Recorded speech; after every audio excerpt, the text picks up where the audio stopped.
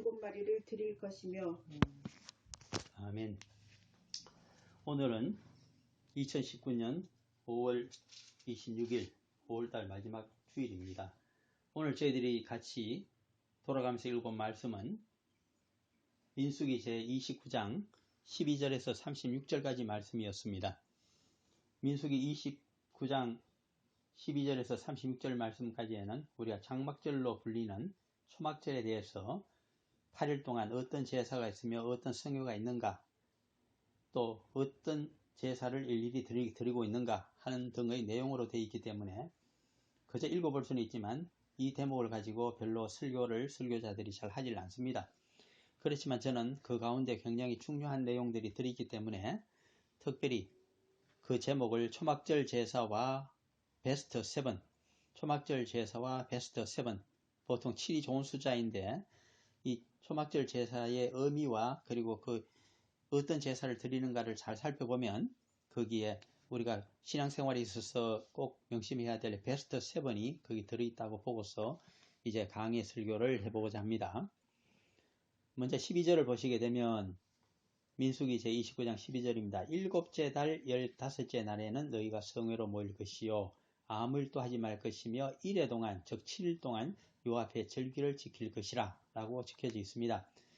우리가 흔히 장막절 또는 초막절이라고 하는 것은 농번기를 모두 끝내고 가을거지를 모두 끝낸 다음에 10월 달에 태양력으로 10월 중순에 10월 보름이죠. 그때 드디어 모이는 성회를 일컬어서 장막절 또는 초막절이라고 부르는데 그것을 여기서는 일곱째 달 15째 날이라고 되어 있습니다. 즉 당시 히브리인들의 달력으로는 7월 15일이란 말입니다.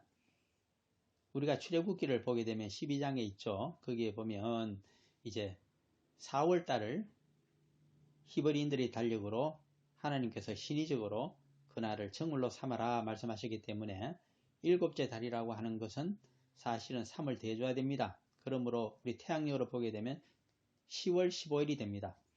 이제 9월 말까지 또 10월 초까지 가을거지를 다 끝내고 한해 농사를 지어놓고 그것을 감사하면서 이제 일주일 동안 장막에 모여서 옛날 광야 생활에서 지었던 그 간단한 초막을 만들어서 그 속에서 여호와 하나님을 섬기며 여호와 하나님의 말씀을 공부하면서 앞으로 어떠한 결심을 하고 살아가야 될 것인지 그것을 공부하고 배우고 결단한 날이 바로 이 장막절 또는 초막절의 의미가 되겠습니다.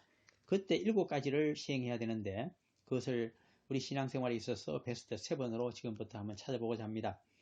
먼저 첫 번째로는 13절에 보시면 번제가 가장 먼저 나타납니다. 너희 번제로 여호와께 향기로운 화제를 드리되 번제는 어떻게 하느냐? 화제에 속합니다. 그러므로 그것은 수송아지나 순양이나 그리고 어린 양을 이렇게 제물로 드릴 때에 이것을 번제라고 하는 것은 그 다음에 나옵니다만 향기로운 화제입니다. 화제라고 하는 것은 장작불에 태워서 드린다는 것입니다.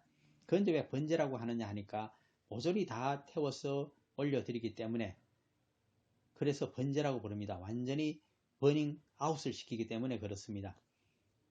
그러면 본래 히브리인들의 그 성막에 있는 번제단이 그렇게 크지가 않습니다. 그런데 송아지를 거기에 올리게 되면 다리도 나오고 목도 나오고 해서 다 올릴 수가 없고 그 안에 넣어서 태울 수가 없습니다. 그러므로 해서 번제를 드릴 때는 반드시 토막을 냅니다. 우선 5토막을 냅니다. 사지를 절단하고 그리고 머리를 절단합니다. 그리고 몸통도 클 것 같으면 그것도 다시 절반으로 쪼개어서 그래서 전부 그 번제단 속에 그물망 속에 넣어서 전부 불에 태워서 올려드리는 것입니다. 그러므로 채밖에 남지 않고 모든 것들이 혹이라든가 모든 거기 있는 내장이라든가 모든 것들이 하나도 빠짐없이 다 향기로운 냄새로 기체로 바뀌어서 하늘로 올라가게 되면 그것을 하나님께서 험량하신다. 그 향기를 맡고 기도도 그들의 정성도 간합하신다는 뜻이 이 번제입니다. 이 번제가 저희들에게 주고 있는 의미는 첫 번째가 왜 첫 번째로 베스트 1이 되는가 하니까 우리의 삶을 번제로 드려라. 누구께? 여호와 하나님께. 그 말씀을 하시기 위한 것입니다. 그러므로 처음 제사도 보면 아브라함이 창세기 15장에서 드릴 때 번제로 절반을 쪼개서 드렸습니다. 그와 같이 우리 생사를 걸어놓고 우리의 모든 인생을 모두가 하나님 것이기 때문에 그분을 위해서 모든 것을 사용하고 드려야만 바쳐야만 된다는 것이 번제에 들어있습니다. 여호와 하나님을 섬기는 삶을 어떻게 살아가면 될까요? 번제를 드리듯이 우리의 모든 것을 다 바쳐서 종으로 살아가라고 하시는 말씀이 첫 번째 베스트 1입니다. 두 번째 베스트 2가 뭘까요? 그것이 바로 14절에 나타납니다. 그 소재로는 고운 가루에 기름을 섞어서 수송아지 13마리에는 각기 10분의 3, 그리고 순양 2마리에는 10분의 2, 15절에 가게 되면 어린 양 14마리에는 각기 10분의 1을 드릴 것이며, 제물이 송아지이냐 아니면 순양이냐 어린 양이냐에 따라서 거기에 소재로 드리는, 이 소재라고 하는 것은 같은 화제이지만은 불로 태워드리지만은 그 제물의 대상이 다릅니다. 가축인 경우에는 모조리 태워서 드리는 번제가 되지만은 이 곡식인 경우에는 이것은 소재로 태우라는 말을 씁니다. 왜? 그것을 태우기 때문에 그렇습니다. 동물을 태울 때의 냄새와 그리고 우리가 사람들이 먹는 곡식의 가루를 태울 때의 냄새가 다르기 때문에 그렇습니다. 그래서 그것을 소재라고 부르고 있습니다. 소재라고 하면 이것은 곡식을 태우는 것이다. 곡식 가루를 태우는 것이다. 그렇게 아셔야 됩니다. 근데 소재를 드릴 때는 이것은 그 번제와 함께 드리기 때문에 어떻게 할까요? 그러므로 수송아지 드릴 때는 일정 양의 곡식을 같이 태워야 됩니다. 그래서 송아지일 때는 10분의 3 에바가 되고 그보다 덩치가 적은 순양일 때는 조금 감해서 10분의 2 에바가 되고, 그리고 아주 작은 어린 양일 때는 10분의 1 에바를 드려라, 이렇게 규례로 정하고 있습니다. 그러므로 이 소재라고 하는 것은 곡식이 그 대상입니다. 그러므로 우리가 가을 거지가 끝나서 1년 동안 먹을 양식을, 곡식을 이제 저장을 했습니다. 그러므로 이 소재를 드린다고 하는 것은 주신 이 1년의 농사 수확물에 대해서 감사의 뜻으로 태워서 올려드리는 것입니다. 그러므로 우리의 삶에 있어서 우리가 일용할 양식을 주시는 것, 그것은 참으로 감사한 일이라서, 또 일용할 양식도 고맙지만은 1년 먹을 수 있는 양식을 주신 것은 훨씬 더 감사한 일입니다. 그러므로 소재를 빠지지 말고 초막절 또는 장말절에 반드시 드려라. 이것을 드려야 너희들이 농번기가 끝나고 농한기에 쉼을 얻을 수가 있다는 뜻이 되겠습니다. 그 다음에 베스트 3로 넘어가 봅니다. 세 번째 우리가 신앙생활에 기억해야 될 게 무엇일까요? 양식을 주신 것에 감사할 뿐만 아니라 16절에 가게 되면 상번제라고 하는 말입니다. 이것은 데일리라는 뜻입니다. 데일리 번제를 드리는 것, 그것이 상번제의 뜻입니다. 왜 매일같이 번제를 드려야만 될까요? 그것은 우리 주님께서 제자들에게 가르쳐 주신 주기도문에 그대로 나와 있습니다. 마태복음에 가시게 되면 6장에 나타나고 있죠. 우리에게 일용할 양식을 주신 것을 감사하는 기도를 드려라. 그러므로 매일매일 생명을 주신 것, 매일매일 살아갈 수 있는 에너지와 힘을 주신 것, 매일매일 살아갈 수 있는 건강도 허락해 주신 것, 매일매일 살아갈 수 있는 생명의 기운을 주신 것을 감사해서 바치는 매일매일의 제사가 바로 상번제가 됩니다. 일용할 양식을 주신 것도 감사하고, 매일 살아갈 수 있도록 건강도 주신 것도 감사하고, 매일 깨어나서 처자식을 또 남편을 볼 수 있는 그것도 감사하고, 매일매일 우리들이 만날 수 있는 친지도 준 것을 감사하고, 또 내 동포를 준 것도 감사하는 그 은혜가 항상 매일매일 있으라고 하는 뜻이 바로 상번제의 뜻이 되겠습니다. 신앙생활은 이 매일 상번제를 드리는 신앙생활을 꾸준히 죽을 때까지 해야 된다는 것이 상번제의 뜻입니다. 그 다음에 베스트 4는 무엇이 될까요? 그것은 16절에 다시 들어있습니다. 전제라는 말이 나타납니다. 상번제와 그 소제와는 설명을 드렸고, 전제가 있습니다. 이 전제는 무엇일까요? 이것은 리퀴드, 바로 피와 술과 같은, 또 기름과 같은 액체로 된 것을 제사에 드릴 때에 이것을 제단 위에 그것을 부어서 드리기 때문에 전제라는 말을 씁니다. 그러므로 왜 전제를 드릴까요? 전제는 우리가 복음적인 의미를 살펴보자면 요한복음으로 가셔서 19장에 보시게 되면 십자가상에서 돌아가신 예수님을 다리를 꺾지 아니하였는데 그 시신을 내려서 보니까 이미 돌아가셔서, 그래서 확인 사살을 하기 위해서 로마의 병정들이 그 옆구리를 창으로 찔렀습니다. 그랬더니 요한복음 19장에서는 두 가지가 그 몸에서 나왔다고 적고 있는데, 첫 번째가 물이고 두 번째가 피입니다. 물과 피가 우리 주님의 몸에서부터 나옴을 해서 완전히 그 몸에서는 물과 피가 전부 빠져버린 상태로, 박제된 상태로 돌아가게 됩니다. 그것은 우리들에게 큰 의미를 주고 있습니다. 이 전제라고 하는 것이 너의 모든 피와 너의 모든 물을 다 하나님께 완전히 드리도록 하라. 그 말은 우리들의 땀과 피를 모두 하나님께 드리는 각고의 정성과 열심으로 주님의 종으로 살아가려고 하는 말씀이 바로 이 전제의 의미가 되겠습니다. 이것이 베스트 4가 되겠습니다.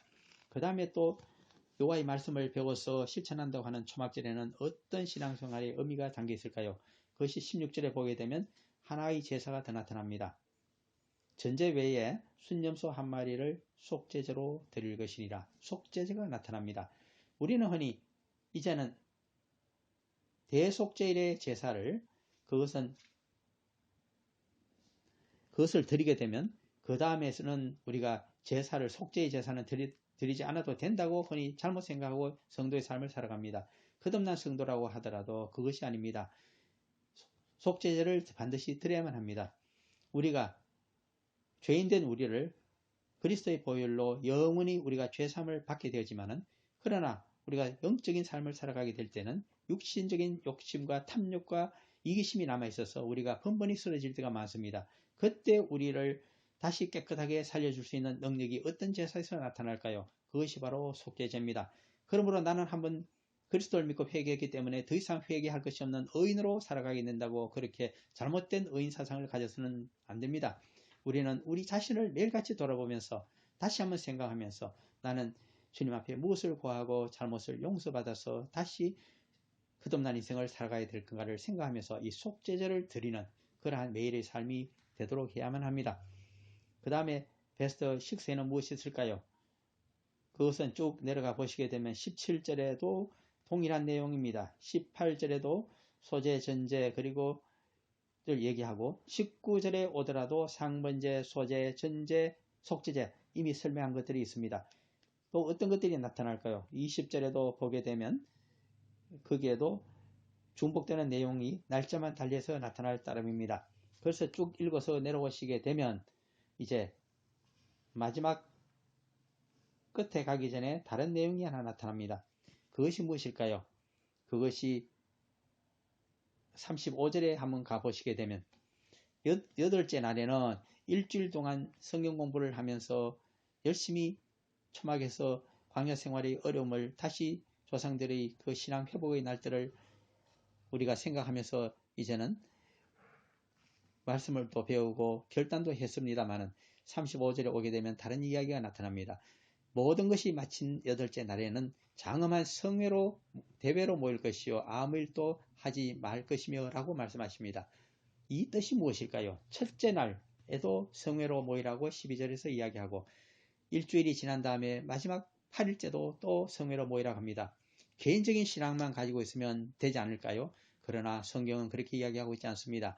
반드시 다 함께 모여서 다 함께 자신들이 신앙을 돈독히 하며 또한 나는 이런 결심을 가지고 앞으로 1년 동안 살아가겠습니다 하는 결단의 대회가 반드시 필요합니다. 우리 신앙생활 혼자서 할 수 있는 것 아닙니다. 반드시 두세 사람이 함께 모여서 기도하며 서로 격려하고 쓰러지는 자를 일으켜주는 그 동역자와 같이 인생을 동행하는 신앙인이 얼마나 필요한지 모릅니다. 그러한 뜻이 이 전체 성회에 들어있습니다. 그러므로 나는 개인적으로 성경만 보면 충분하기 때문에 이 말씀대로 살아가는 종이기 때문에 나는 교회 나갈 필요도 없고 다른 성도와 교제할 필요도 없다고 생각하시는 것은 잘못된 것입니다. 그러므로 흔히 이렇게 이야기합니다. 성령님도 두 가지로 역사를 하신다고 성경에서는 이야기합니다. 하나는 우리 속에서 성전 삼고 계시면서 내주 역사하시는 성령님이 계십니다. 또 하나는 나와 너가 우리가 모여서 함께 예배를 드리고 찬양을 드릴 때에 그 뜨거운 분위기 가운데서 우리들 사이에서 강하게 역사하시는 놀라운 여호와의 영이신 여호와의 성령님의 역사를 보게 됩니다. 그러므로 이 엄황의 성령님을 우리가 무시하지 말고 함께 예배를 공예배를 통해서 함께 힘을 주고 함께 결단하고 그리고 우리 주님뿐 아니라 또 사람들 보기에도 모범된 신앙생활을 해나가는 우리들이 되어야만 하겠습니다. 36절 마지막 절을 봅니다. 번제로 여호와께 향기로운 화제를 드리되 숫송아지 한 마리와 순양 한 마리와 1년 되고 흠없는 순양 7마리를 드릴 것이며 라고 되어 있습니다. 이제 한번 마지막으로 다시 정리를 해봅니다. 초막절에는 일주일간 따로 시간을 빼서 모든 일을 그만두고 우리가 여호와의 말씀을 열심히 배우고 함께 신앙생활을 서로 격려하며 하는 그 1주간의 수련회가 반드시 필요하다는 것을 첫 번째로 이야기하고 있습니다. 1년 365일 나는 일만 한다. 1년 365일 나는 하나님 일 하려고 바쁘기 때문에 하나님 앞에서 같이 모여서 이 성경 공부하고 나누는 시간도 없다. 그것은 잘못된 것입니다. 가을 거지가 끝난 다음에는 반드시 추수할 거리를 주시고 먹을 것을 주셨을 때는 일주일 동안 1년에 일주일은 함께 모여서 이렇게 성회로 모이고 또 함께 공부하는 일이 있어야만 되겠습니다. 그 다음은 번제를 드려야 되겠습니다. 여호와께 모든 것을 우리 자신을 태워서 드릴 수 있는 그런 충성심으로 신앙생활을 해야 됩니다. 그 다음에는 우리가 또한 소제를 드려야만 됩니다. 우리들에게 1년 동안 먹을 양식을 풍족하게 주신 것을 감사해야 됩니다. 뿐입니까? 매일같이 우리들에게 영적인 양식도 또 매일의 살아갈 힘도 주신 것을 우리가 상번제로 감사하는 신앙생활을 해야만 되겠습니다. 그리고 전제를 또한 바쳐야 됩니다. 우리의 피와 땀 모든 것을 바쳐서 열심히 하나님 일을 하고 말씀을 공부하고 실천하는 삶이 되어야 되겠습니다. 뿐입니까? 모든 것들을 끝난 다음에는 우리가 성회로 모여서 함께 은혜를 나누고 또 서로